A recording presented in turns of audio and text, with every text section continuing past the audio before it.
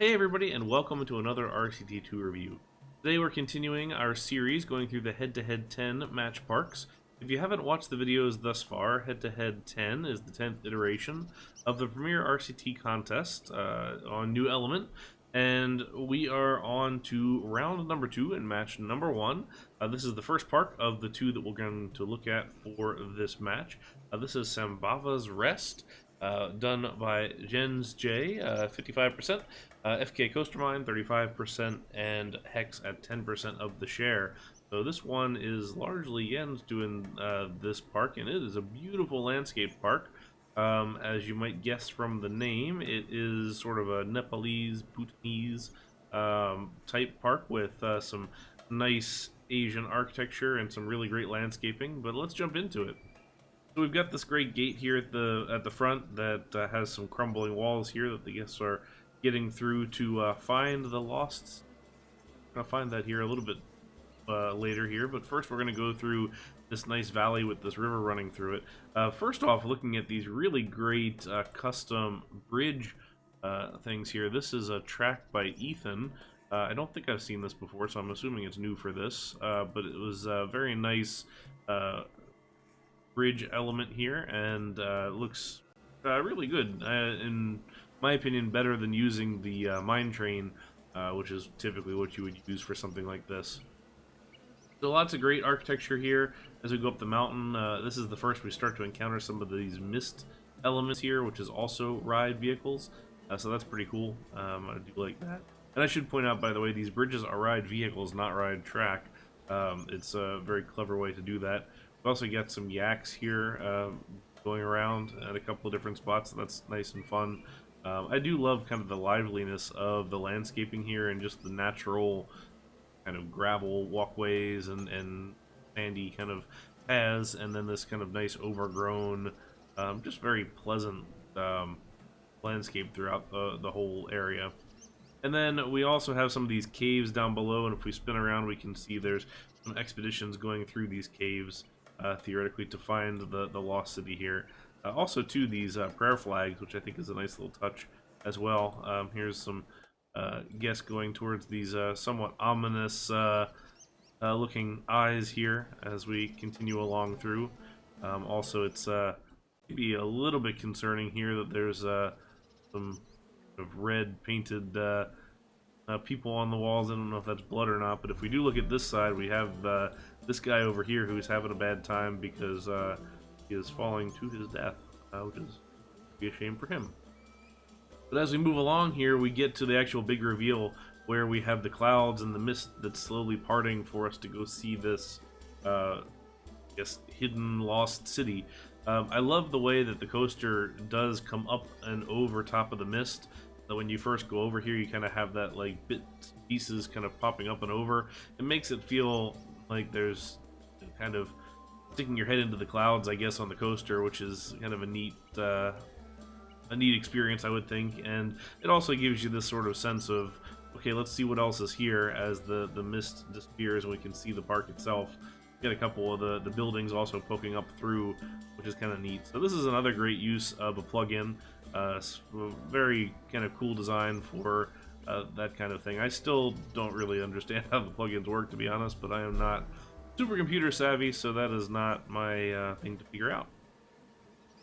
So if we spin to this other side of the mountain, we do encounter the lost city here. Here's the cave that everybody's kind of coming out of. There's a cable car coming up and down, but let's pick up this RMC coaster here. This is Zochen, I guess, with using a lot of the new elements, which is kind of nice. The diagonal climbs and drops, so a lot of that going on through the whole thing. Couple cool inversions, big loop right here. There's this kind of neat double bridge as well that the ride's going to launch over across, so it gets a secondary launch here to get it the rest of the way home. And using the terrain really well. The whole thing hugs the terrain. Great custom supports, by the way. I think those look really nice, especially if we turn this here, the lift hill over top of the river. Big fan of that. I think it looks great. But let's get into the architecture. There's a lot of really nice architecture here. Bold choice with the kind of olive green. I feel like that's always very hard to use, but it's done really, really well here, and it just looks great. Love these towers. Same with the stuff on this side of the map as well. These towers here, the kind of pagoda structures, and just the way that all the little prayer flags and everything kind of connect across. This is a very cool building here, kind of a bathhouse looking thing, because we've got a little bathing area up here, and then the heaters or the furnaces here that are heating up the water that spills over top and goes down the waterfall. Really, really beautiful. I do love that. And this wall here with the various pieces of colored glass, I think that's quite nice. We spin along on this side. We've got this whole little vignette here of honey harvesting, which I think is kind of a fun little touch. So we've got these guys here in a couple of spots. Clickable staff all the way throughout. This guy's saying, help, you can't get back up. And this guy up here is just not having it. There's this cool little honey transport that goes back and forth, which is kind of neat, because I don't know if you caught it there, but it fills itself up on the one side and then empties on this side, so it's a neat little custom ride vehicle as well. And then we've got this drop ride right here too, which I think is just free, perhaps, but is done really nicely with the kind of old parachute drop ride type idea. And the coaster works really well going around that too. I think if we spin around here, this is probably the best angle for the thing. That looks really nice in general. Then in the village itself here, we've got a lot of these great half diagonal bridges across the whole thing. Really, it kind of seems like you've got to employ those half diagonals here to really get that right vibe through the whole park. That's really kind of changed the game and building, in my opinion. We've also got these targets that are going back and forth, and this thing that's popping out up here. It says, be careful with those arrows, so that's kind of fun. Somebody's shouting down at these guys who are practicing their archery. This is a fun custom ride as well, in general. And I like this more, I don't know, vernacular architecture here with these markets and everything, and the doors that are rolled down, and then these that are partially rolled up. That's just a nice touch. And then this is just really, really pretty here with the kind of a stained glass approach to the whole thing. Got a yak ride here, which is called the Yakosel, which I laughed at, so that was pretty funny. And then we also have here the tug of war, which I think is really, really clever. That's kind of fun, neat little touch. And then a hammer game on the side as well. Here's folks getting up for the flags, up to these really, really great cherry trees here that are seeing the leaves kind of slowly float down. And then this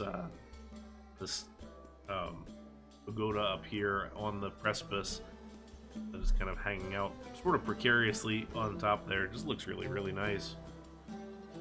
There's a few more of these cave elements along the way here. We saw the cave paintings here.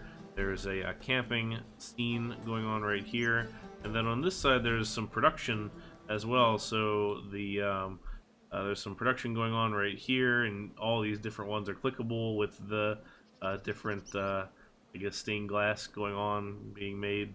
And then there's this one here with the honey, with Winnie the Pooh in the honey pot right here. So that's fun. Nice little touch for that whole thing. I do love the way that the coaster was integrated into this bridge. It still kind of looks like a natural bridge, and you're not quite sure if the coaster is going to go over it or not until it does.